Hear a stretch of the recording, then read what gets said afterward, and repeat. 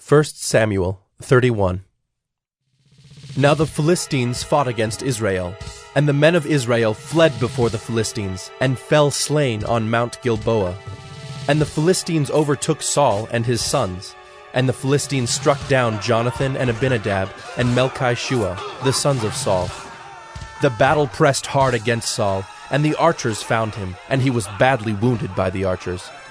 Then Saul said to his armor-bearer, "Draw your sword, and thrust me through with it, lest these uncircumcised come and thrust me through and mistreat me."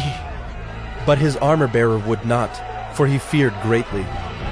Therefore Saul took his own sword and fell upon it. And when his armor-bearer saw that Saul was dead, he also fell upon his sword and died with him.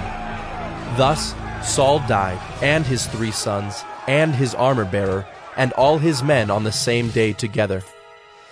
And when the men of Israel, who were on the other side of the valley, and those beyond the Jordan, saw that the men of Israel had fled, and that Saul and his sons were dead, they abandoned their cities and fled.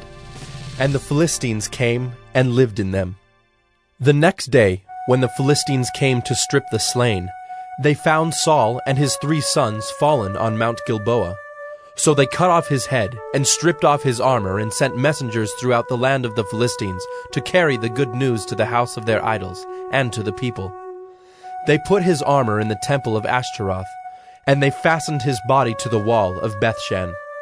But when the inhabitants of Jabesh-Gilead heard what the Philistines had done to Saul, all the valiant men arose, and went all night, and took the body of Saul, and the bodies of his sons from the wall of Bethshan. And they came to Jabesh, and burned them there. And they took their bones, and buried them under the tamarisk tree in Jabesh, and fasted 7 days.